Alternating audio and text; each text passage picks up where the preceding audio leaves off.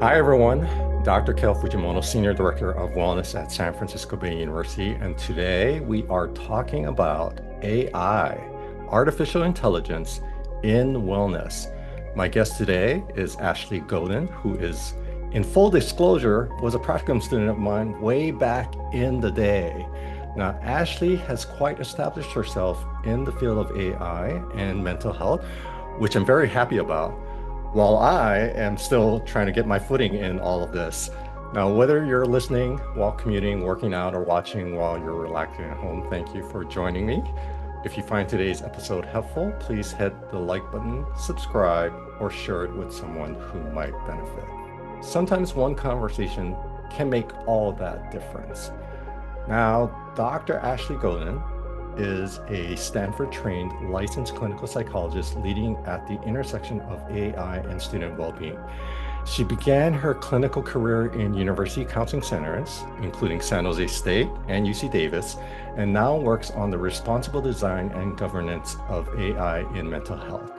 She is also an adjunct faculty member at Stanford Medicine's Department of Psychiatry and Behavioral Sciences, where she co-leads the Mental Health Technology and Innovation Hub, and is the co-founder and chief clinical officer of Wayhaven, a campus-connected AI well-being and student success platform built for higher education.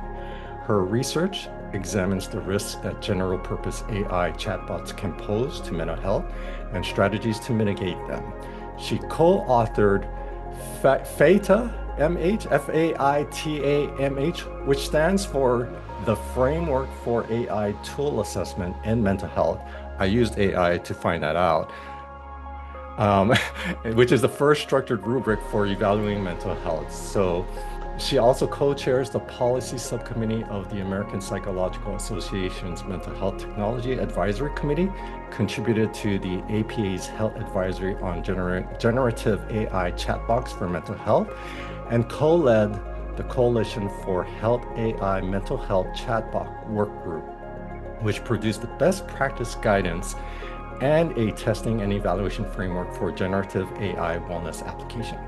Previously, she held senior clinical product roles at Wobot Health, Lark Health, and Brightside Health, and led suicide and self-harm policy enforcement at YouTube. Earlier in her career, she managed and worked in intensive outpatient and partial hospitalization programs for young adults with anxiety and obsessive compulsive spectrum disorders, and she continues to consult to residents and faculty at Stanford Medicine's OCD clinic.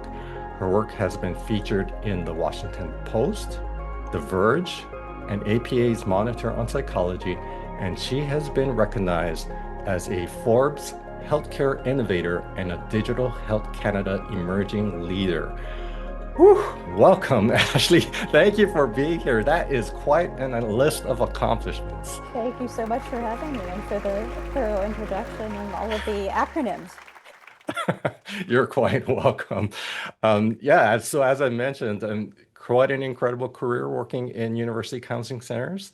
Now you're at the forefront of AI mental health. Can you tell our viewers a little bit about your journey and what inspired you to incorporate psychology with artificial intelligence?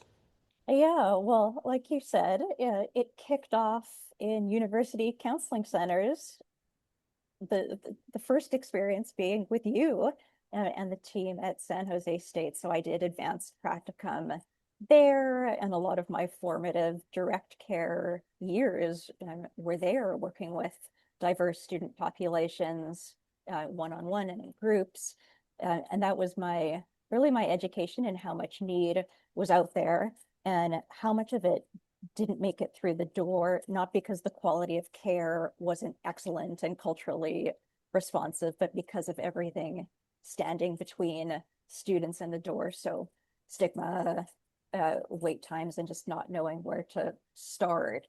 But my path to psych and AI was kind of accidental. Like I started as far from AI as I think you can possibly get.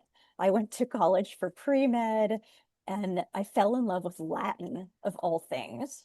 I ended up majoring in classical languages and literatures, Latin and ancient Greek, and I think the through line, really looking back, is that I've always been interested in language as a vehicle for understanding what's happening inside people and between them. And that's what classics was. And it turned out that's what clinical work was. And then that was Mm, what conversational AI was too. And you mentioned IOP and PHP. What pushed me in part towards that specific leadership work was um, I always had an interest in anxiety and OCD and working with youth. And that's a setting where you see these brilliant, capable folks whose lives have just been shrunk by something treatable. And you saw how few people got to that level of care and how long it took for them to wind up in the right place. And so that gap between what we know works and who actually received it really started to bother me. I would call it like the organizing fundamental irritation of my career. So essentially, I went mm, looking for ways to scale that gap, and I landed in conversational AI. Back then, it was more rules based, more scripted. So I ended up at Wobot, which you mentioned in the intro. That's where I fell in love with the work. My job was what I would call translational science, which was kind of taking the mechanisms from the clinical literature and then distilling them into this different medium, because you can't just take a therapy session and pour it into a chatbot and expect it to work perfectly. These right. interactions are right, they're like a few minutes, they're moments that matter. And then just finishing up with the generative AI piece, and that changed the equation. So suddenly we had these systems around 2023, 2022 that sounded supernatural. That's what made them so appealing to younger folks. But Mm, what also made them risky without mhm. guardrails. And so I really wanted to be inside that shift, defining what safety and effectiveness looked like rather than just evaluating and critiquing from the outside. And so that's how I got from Wobot to defining the safety architecture and standards work at Yeah. Wayhaven. Yeah. Yeah. Yeah. Let's talk about Wayhaven a little bit. So Yeah. you're the co-founder and chief clinical officer Yeah. there. Um, what is Wayhaven and how does it help students stay connected to wellness resources while supporting their success on the campus? That is an excellent question. So Wayhaven builds, we build 24/7 available, campus specific, and I can explain what that means in a sec, well-being and student success coaches. So I think the first thing I'd say is that we're proactive and upstream from the counseling center. We're built for, I think you'd say, the everyday challenges of college or university life rather than clinical conditions. It's a wellness focus. So I'd say much of what weighs students down day to day isn't necessarily clinical. It could be roommate conflict, it could be exam stress, academic stress, and how to make friends. And so Wayhaven helps students work through those everyday stressors using strategies from evidence-based methodologies like ACT and DBT and CBT and positive psychology, et cetera, before they escalate into something bigger. And it's available in the middle of the night when something on campus may not be open. And Mhm. we're really focused on skills practice in the app and enactment outside the app. The goal isn't to keep students inside the app. Yeah. And Yeah. then the idea is Mm, also, we know that a lot of students won't necessarily walk into formal services provided by the university initially, like the counseling center or the advising office, not because they don't need it. It's more like stigma, not knowing where to start. And so what we found and what students tell us um, is that it's important for them to have a private, judgment-free space, particularly students from underrepresented backgrounds who wouldn't necessarily raise their hands initially. So it kind of functions as a digital low barrier front door. And then we bridge that gap to human resources that already exist on their campus, which is what I mean by campus connected. So we're connected to, and this is the student success half. I talked a bit about the well-being half, although they're symbiotic, but um, we're plugged or integrated into campus organizations and events and clubs that are specific to that campus. So things like the counseling center, peer support systems, tutoring, student success, advising, and basic needs Yeah. and food insecurity resources, right? So, but I think a big part of that is we know that students aren't necessarily always aware of those things. They might hear about them in orientation or forget, or and they may not follow through, not because they don't have the best of intentions, but we know there's an implementation action gap. That's just a human thing. And so one of the things that we do is we help surface those resources. Students can ask about them. They might bring them up directly, or they could say something like, I'm really struggling. I feel anxious about this test, but I also don't understand the material. And the AI well-being and student success coach would pick up on the, not understanding the material and go, oh, did you know that we have a tutoring center with peer tutors? And then it would help the student identify um, what might get in the way of connecting with that resource and coming up with a plan to connect with it. So what's the barrier? What might be an inner or an outer obstacle that would get in the way? What time are you going to do this? When? Etc. And that really helps with follow through and adherence. Um, and I'm nerdily proud to say that we have a peer-reviewed published study where we found statistically significant decreases in feelings of anxiety and low mood and hopelessness, and increases in well-being, overall well-being, and agency and self-efficacy. And we also know that from our survey research that it's about 85% of students who receive a referral intend to follow through on it or do. So we know that this is working, and we know that those well-being outcomes are also tied to things like persistence and retention and completion. Yeah, it Yeah, sounds like such a valuable tool, and I think about our students here, even at San Francisco Bay yeah, University, with a large international student population. One is that stigma, right? And right. so having that stepping stone to get connected to some of the wellness services that are available. But in addition to that, I'm just thinking overall, going to a college campus, it's kind of like entering a new city, right? And finding out, not knowing what Completely. resources are there. And so when you go to a new city and you're living there, you're like, where do I go to get my bus pass? And Exactly. finding and getting that help to get connected to those resources. Exactly. The coaches can handle, because they're trained on the campus's resources, they can answer Yeah. everything from that uh, to all the other things that we just talked about. Yeah. But yes, students can ask, where do I pay a parking ticket? Yeah. And the coach will know. Yeah, Yeah. exactly. And it's That's all a good, guided by yeah. artificial intelligence now, right? And so, I mean, it's artificial intelligence is part of everyday life, especially for college students. They use it constantly, regularly. From your perspective, what does it actually look like for an AI to support someone's mental health and wellness? Um, and what are some of those risks that are tied to it? Yeah, I mean, we talked a little bit about the upside, which is that AI can meet students in the moment when they need it. This availability, we're seeing that's what students want and need, and it can walk them through a skill in the moment when no human is necessarily Mhm. available, and that's a positive.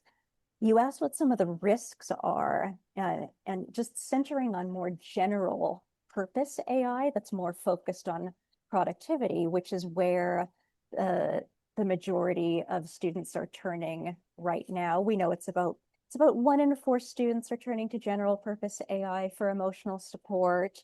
And the the public conversation and media tend to focus on these catastrophic Mm, cases.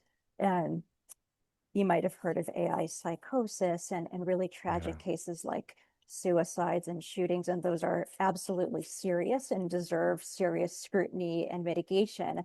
But those are thankfully uncommon, although of course they need mitigation. But what my research at Stanford has really shown is that there are, with these general purpose models, there are quiet harms happening in ordinary everyday interactions with general purpose tools to far more people that don't necessarily trip an alarm. So just to walk through one of those mechanisms, because we know that anxiety is one of the most prominent conditions, or is the Hmm. most prominent condition in the Hmm. world, and Yes. among students, and same with anxious tendencies.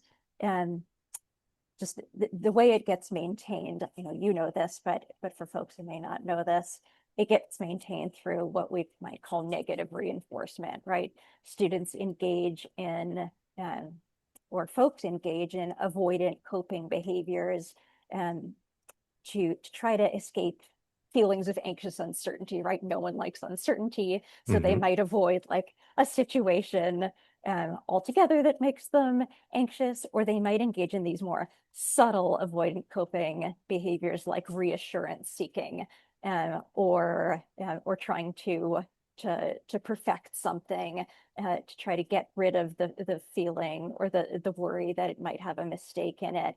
And I think what we see in this interaction between general purpose tools and anxiety is that, and avoidant coping, is that these tools are endlessly available. They're endlessly patient. They're frictionless. They never get tired like a human does. And so, um, if if a student is constantly, let's say they've just had, they're socially anxious, they've had a conversation with an acquaintance and they're trying to mentally review with a chatbot, like, and how did that go? And like, please tell me that I did okay. And to try to obtain this feeling of certainty that they did okay, that they could Hmm. ask like 6 different ways, and the chatbot will supply them with a reassuring answer. And we know that uh, that mechanism uh, of providing reassurance, of getting temporary relief from anxiety, is what furthers anxiety disorders or anxious tendencies. And so that's I think one of the sweeping risks of general purpose Yeah. tools, which are meant to maximize engagement, right? And so they're willing to provide this reassurance or to provide endless cycles of revision, let's say with a student with perfectionism. And some other risks that are pretty well known, these tools can be confidently wrong, authoritatively wrong.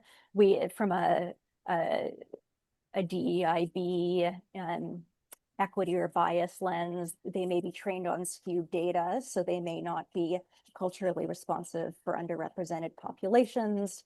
For true crisis, there's a paper that just came out really recently where we know that general purpose models are, can be okay at detecting quite obvious signs of crisis, but when it comes to the more indirect, ambiguous cases, they Right. may not catch those. They may provide inaccurate info. And things like privacy, they may use the free versions may use data to train models. And so they're not built alongside clinicians with clinical guardrails and in ways that are student focused. They're not fit for purpose. So, Yeah. so those are just some of the risks, and happy to talk about Yeah. mitigation strategies too, if that's helpful. Well, I mean, it's such an important, I mean, I think it's important for everyone to hear about those risks, right? Yeah. And be aware of them. And but Um, I guess and I'm going off on a tangent here just to let, Yeah, yeah, let you go ahead. know. But I was thinking about this in the sense of like, um, AI has advanced a lot, Mm. right? And in therapy, I mean, there's more to than the content, right? You're talking about things that are said subtly that we as therapists, clinicians can pick up either by nonverbals or tones or whatever it may be, right? And I'm wondering if you're seeing that, whether an AI is starting to pick those up as well, whether it be nonverbals, like through use of a camera or tones if they're talking to it or anything like that. Yeah, I would say so. Wayhaven is text-based right now, but I think you are right that we're heading in the direction of probably more what I would call ambient AI, like voice and video and glasses, uh, that might be able to pick up on more holistic signals. And we're also moving towards more agentic AI, I think, which carries more risk of kind of, you know, it it may be what we call kind of like the perfect avoidance machine, because if a student can kind of like Hmm. outsource a difficult task like writing an email, say they're socially anxious, they're worried um, about how an email might come across. Agentic AI kind of imbues them with the power to have the AI craft the message for them and send it and avoid that anxious uncertainty completely. So yes, the technology is advancing quickly, and I think what that means is our evaluation frameworks and our guardrails have to be dynamic and constantly keeping pace with the technology and its usage, which is Yeah. one of the things that I work on. Yeah, Yeah, yeah. fascinating. Just fascinating. Okay. Clinicians are cautious. Some clinicians are cautious about AI and mental health, and others are already using it in their own work, whether it's like AI scribes. For those weighing on how AI could support student well-being, what would you want them to know and understand? Yeah, I would say first of all, like what you just said, that students are already using general purpose AI, going back to the point about 1 in 4 using it. And and and we also know about 2/3 haven't told anyone. That's some of the most recent data. So I would say know that your students are showing up, possibly having talked to a general purpose chatbot already. Lots of therapists, psychologists, mental health professionals will say, um, actually, students have been bringing in transcripts already. But if they're not, I would start asking, fold it into intake, just like you would substance use. So, like, what AI tools are you using? Do you ever turn to one when you're stressed or when you need to talk something through? And because I think the other thing is many don't even necessarily register that they're using general purpose AI for emotional support. They might just think of it as coping. So the other thing that I love to drive home to clinicians is you are really in the driver's seat. You are the one uh, deciding collaboratively with your client, and does whether it's general purpose AI or whether it's a fit for purpose tool like Wayhaven or something else. And let's say it's general purpose, you get to decide with your client, does this fit into our treatment goals? How is this contributing to the case formulation or conceptualization? Like, is it furthering a problem or behavior or cycle like we talked about with Hmm. anxiety? If it is, how do we want to collaboratively manage that? Um, and and I think you get to decide how, let's say it's a fit for purpose tool, and how to use that between sessions. Do you and the student want the student to be using that to support skills practice that you and the student are working on between sessions. We know that follow through can be an issue universally. Uh, Yeah. uh, it's not like students are trying to sabotage their treatment, but we know that adherence is an issue. And we also know um, that sessions might be limited. So this could be a way to support gains that have been maintained after discharge, kind of like a step down layer. And yeah, and where we sit is upstream of clinical care. It's a complement. It's not a competitor. So that's the message I would send is one of empowerment and agency and them being in the Yeah. driver's seat. And yeah, and I think clinicians are also becoming increasingly uh, AI literate as more and more uh, state and state boards and Yeah. other organizations are offering trainings on this. Yeah. Yeah, yeah. And looking ahead, I mean, where do you see AI fitting into the future of student wellness? For students and for the institutions that are serving them. What excites you about that? And what should campus leaders be thinking about as they navigate this? Yeah, I would say that it sounds cheesy, but the future is already here, and campuses are kind of both We ahead of have to it. embrace it. Yes, both ahead of it and behind it, kind of simultaneously. So again, students are already turning to this for emotional support. So I think the question really facing campuses, uh, and is and because some of this is happening behind closed doors, do we want this to be structured and invisible, or do we want it to be more bounded and safe and connected to the resources that the campus already has? And we talked about AI becoming this the use is probably going to intensify, right? Uh, as these as the tech becomes more embedded and ambient and agentic. So I think what excites me is that this isn't inevitable. We have an opportunity. We have an opportunity to act. And I think some of the things that I think about is that this really needs a home.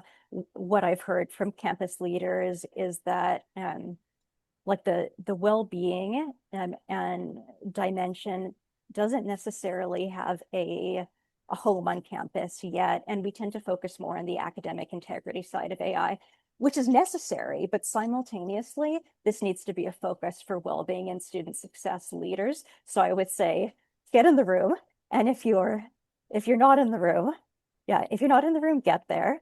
If you're not a well-being and student success leader, invite them in and treat this as within scope, because I think students will kind of use anything with a text box to talk about emotional support. So they may already be using tools on campus that are more academically oriented, and we see um, parallels of that in the workforce, right? Folks using enterprise software for emotional support purposes. So I'd say Yeah, start building wellness guardrails into what you deploy, or choose alternative fit for purpose tools for emotional support. That could be Wayhaven or something else, doesn't have to be Wayhaven. And then, um, and just also know that the stance I take is that declining to decide to do something or abstention is a decision in itself. So if you know that a quarter of students are turning to this, uh, you have a chance to really to act now and to do so proactively. And I think for years the perceived risk was that campuses might move too early, and I think we're at more of an inversion point where the risk is uh, yeah, yeah, not acting soon enough. Yeah, yeah. yeah, So well said. I mean, we need to be in the room, right? In the room where it happens. Um, um, and that's what I love about San Francisco Bay University. I mean, wellness is taken very seriously. It's one of the six pillars here, and definitely that's awesome. Yes, students' well-being is definitely into consideration in everything. And so a lot of times, in institution, it's academic focus first, which understandable, but Totally. we definitely have to think about the students and their overall Yeah, well-being. they're complementary. That's awesome that it's Yeah. getting the attention that it deserves. Yeah. Yeah. Is there anything else you'd like our viewers to know about AI, Wayhaven, or how students and institutions can thoughtfully use technology to support well-being and human connections? Yeah, I'd say going back to this theme of agency and empowerment, I think for students, a lot of the time it can feel like AI is something that's happening to them. And for leaders, maybe like their job is defense. But I think for students, general purpose AI isn't going anywhere. So they can take ownership of how they choose to use it based on their values in a calm moment. They can decide what it's for in their life, what it's not, anchored in their values and anchored in their AI policy if the school has one. Uh, and also remember, they're a customer. They can favor and advocate for tools that point them back towards their life and walk away from the ones that are kind of designed to hold their attention hostage. And I think for institutions, whatever else is swirling around in the higher ed systemic landscape right now, campuses have a lever that's intact, which is, you know, they're the buyers, they're purchasing software, and they can ask they can ask pointed questions when they do, and that's not adding a new workflow. It's more just asking better questions, so they can ask for evidence. They can ask where clinicians in the build throughout the product development path or process, are there robust crisis pathways? Is there campus connection? And what buyers ask for is what gets built. And I think, we talk about building cultures of care and wellness. And I think that increasingly a part of that conversation is intentional decisions about uh,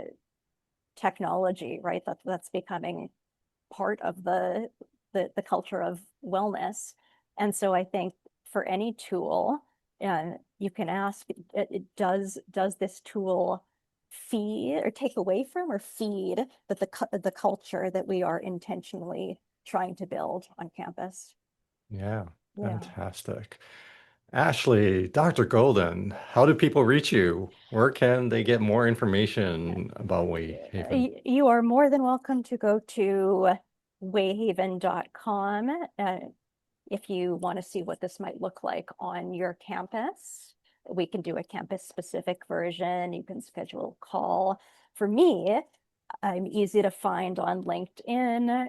So it's Ashleigh, the weird spelling of Ashley, Golden, like the color. Connect with me. You can email me at agolden@wayhaven.com.